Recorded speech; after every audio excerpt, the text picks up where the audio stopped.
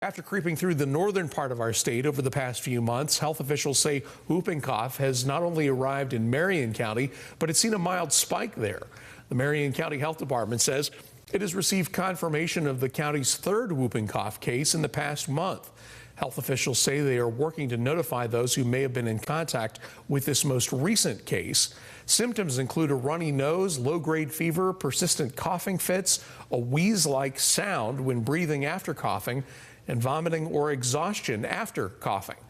Officials emphasize that children should get vaccinated to help prevent the spread.